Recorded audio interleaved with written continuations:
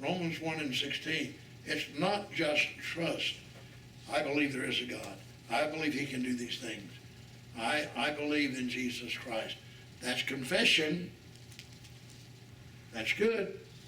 That still is not the transformation of conversion. I can't give that to you. I can't give that to you. No man can give that to another. That comes from Jesus Christ. It has to come from him, the center of your life. So, okay, we're nearing down the end of the Bible study. We have a few more minutes, but what about what we've said? Does anybody back here have a comment or a question that hasn't spoken yet? And do you see the distinguishing of those words, using faith properly and its proper setting? Sometimes in doctrine. Now I'll give you another example of the word faith being used in the scriptures. And I believe it's the second book of Peter, first chapter or so, maybe around verse 9 or 10. Receiving, but he said, but receiving the end of your faith. Receiving the end of your faith. See, faith has a beginning and faith has an end. And we're justified by faith. And the just shall live by faith. Now, but what is the end of faith? If I keep faith, if I, is that Peter? Even the salvation of your soul. Even the salvation of your soul. It's 1 Peter, isn't it? Is it 1 Peter 1:9? All right. It's on the screen there. 1 Peter 1:9. Receiving the end of your faith. Even the salvation of your soul. That's the end of your faith. The beginning of your faith is being justified by faith. That's the beginning. Justified by faith. And then living by faith. The just shall live by this transformation, this experience. The just shall live by this. This goes beyond, this comes down in this Bible teaching tonight. This comes down beneath the surface. And I love surface relationship. I love it when people are happy, praising the Lord, giving him glory with praise. I love that. But I love the depth. I like to plumb the depth, go deeper, because it's good to have that. But if I don't have the depth and a transformation, a relationship, well, Brother Marlow, I want it, but how can I get it? Give yourself to Christ.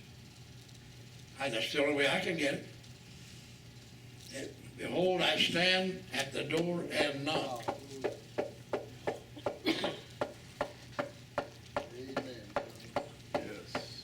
Do you hear him knocking? Yes.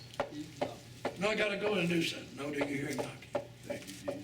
I gotta go take care of that. No, do you hear him knocking? They're bidding me to go. No, do you hear him knocking? Behold, I stand at the door. What door? Your heart. Your heart is the door. Your spirit, heart is spirit. In the scriptures, heart is spirit. He stands there and knocks.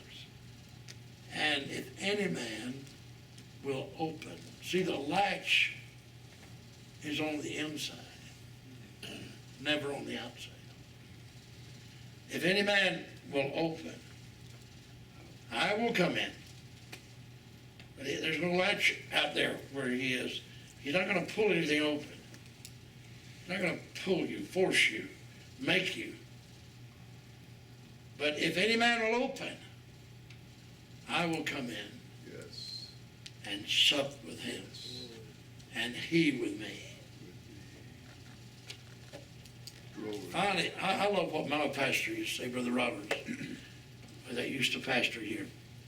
He said when he was a boy,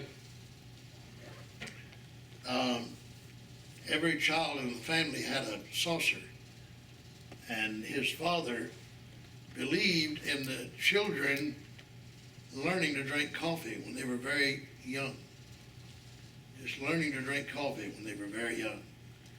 So he had 5 children and in the family, and they had 5 saucers. And so the dad would pour out the coffee in the morning, and he would take and pour it into his saucer, and he would sup. Then he would say, all right, children, sup your coffee. And when you're through supping, it will be in you, and it will be out of the vessel that's served in. He said, sup it all up. And so then he, the father, would take the cup, that is the saucer, and let them sup, and then he would sup. He would sup his up first, and they would go through this every morning at the table. He would sup with them, they would sup with him. And finally, all the coffee would be gone. And my pastor would use that as an example that he saw his father do. And he said, all right, let's have a supping service here. Let's all sup Christ. Yeah. And I will sup him, you will sup him, and let him sup with us. Because he is going to be taking you out, and you're going to be taking him in. Yeah. See, if any man will open, I will come in and sup with him, and he with me. So both are supping. Yeah. Christ is supping your life out, and you're supping his life in. So when it's finished, it's Christ in you, because he absorbs, forgives, does away with your flesh, your sins. But what he gives is life eternal, and it stays with you. It's a beautiful understanding of that scripture, I thought. And Beautiful example. when you're supping, it's noisy, isn't it? Noisy, oh, very noisy. It's the joy. It's a joy. You know, when you're supping, there's a noise going on. It's exciting. I get it. You're absorbing. You're taking in. And when Christ is supping with you, he's taking out and you're taking in. You're supping him, he's supping you. What a lesson that is. What a lesson that is. Well, who will come and follow Jesus? That's the question. In our life, who will come and follow Jesus? Come unto me, Matthew 28:11, all you that labor and are heavy laden, and I will give you rest. Come unto me. Come unto me. So it's a very wonderful invitation, isn't it? We're down to the last minutes, and it's too late to get into another subject, I think. But have you enjoyed this subject? Yes. Yes. I have. Yes. I feel like that if we'd study these scriptures, take them home with us. Don't let them fade out into the night. Refer back to the notes you made. That you can just continue to feed on this subject of faith. You're justified by faith. You're justified by you will need confidence. That's part of faith. That's one interpretation. Trust. You will need the apostles' doctrine. You will need to receive the end of your faith.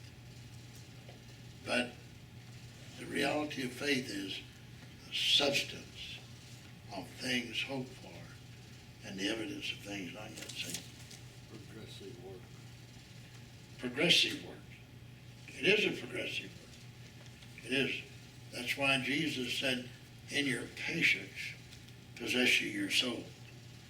What is a good definition of patience? Well, one is being able to endure under any given human, fleshly, earthbound condition, and yet not lose your faith, lose your relationship in that enduring.